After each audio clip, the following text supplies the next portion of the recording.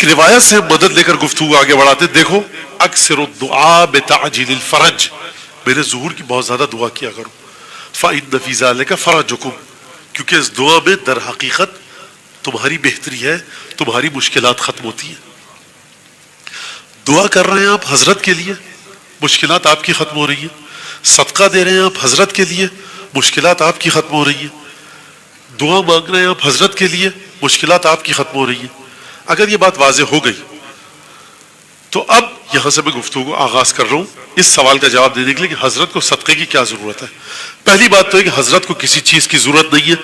جس ہستی کے لیے جنت بے چین ہے، جس ہستی کے لیے قیامت رکی ہوئی ہے، جس ہستی کے لیے اسرافیل منتظر ہے کہ کب آئے تو سور پھونکوں، اس ہستی کو میرے اور آپ کی دعاؤں کی کیا ضرورت ہے.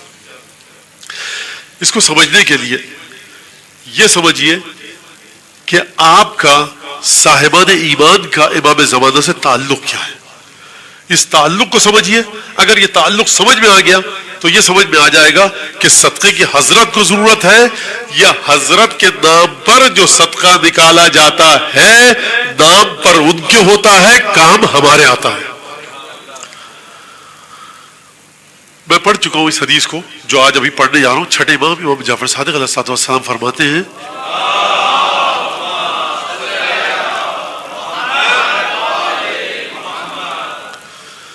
شیعتنا خلقوا من فاضل طینتنا، ہمارے شیعہ ہماری بچی ہوئی طینت سے بنے.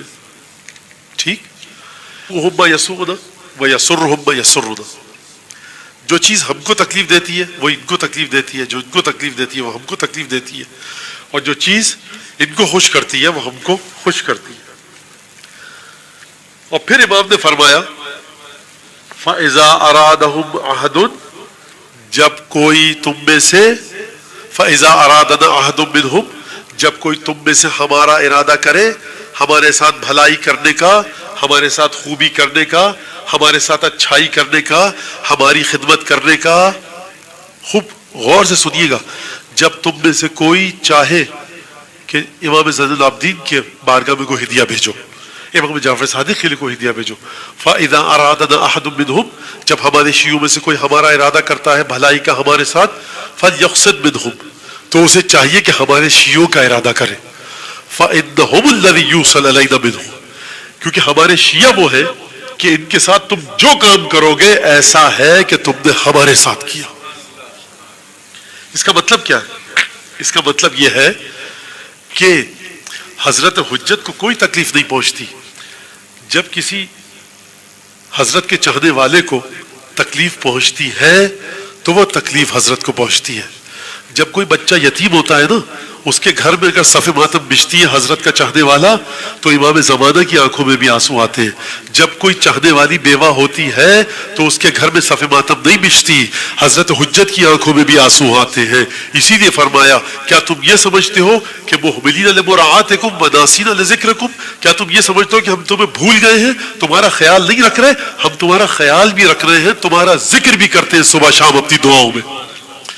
یہ جو حضرت کے شیعوں کو تکالیف پہنچتی ہے یہ حضرت کو پہنچتی ہے.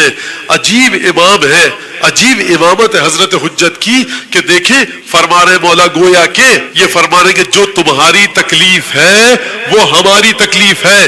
یعنی یہ جو تم میرے لیے دعا مانگ رہے ہو نا کہ حضرت کو دائیں طرف سے کوئی تکلیف نہ پہنچے، بائیں طرف سے تکلیف نہ پہنچے، سامنے سے پیچھے سے اوپر سے نیچے سے حضرت حجت کے دل میں کوئی غم نہ آئے، تو دیکھو میرے دل میں جو غم ہے نا وہ تمہاری مشکلات کا غم ہے.